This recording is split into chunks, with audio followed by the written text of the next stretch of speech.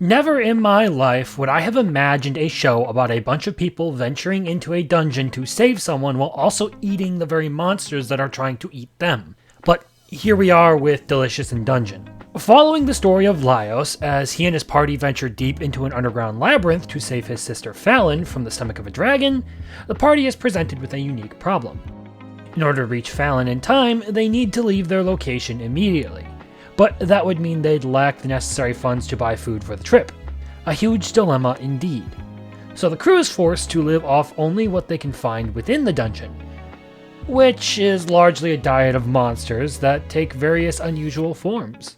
After a disastrous initial attempt at this life, the crew meets Senshi, a dwarven dungeoneer who specializes in meals made out of monsters. And from there, every episode is a sort of comedic culinary adventure.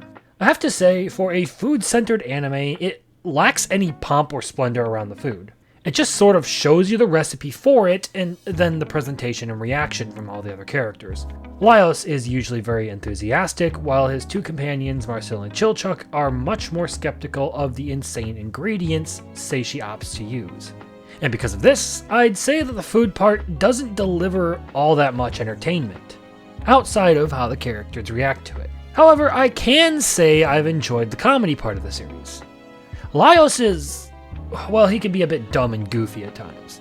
Senshi is just straight up unusual. And in contrast, Marcel is usually very stuck in her ways about how things are normally done. She's by the book. The way the characters each have their own perspective and method of dealing with different experiences has its own unique kind of comedy. It's very situationally based. For instance, there's a time where Marcel gets fed up with how Senshi harvests mandrakes and decides to do it her own way. But her plan kind of backfires when not only is she attacked by the creature she was using for her plan, but she hears the mandrake scream and it fries her brain temporarily. It isn't the most enthralling brand of comedy, but it works for the kind of show that this is. And as far as the other major aspect, the idea of it being an adventure series, it does carry that element too. I like that it's a much more relaxed take on adventure storytelling.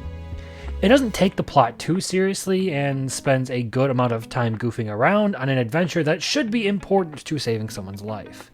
Which, if you really want to critique it, that does kind of seem odd. But it's fun and relaxing because of that comedic aspect. It makes for a nice show to sit back and unwind while watching. It's not too serious or tense, focusing more on comedy and having some fun, rather than the doom and gloom of the race against time to save Fallon. I give this a 7 out of 10. It's a fun watch, but not something I think is amazing.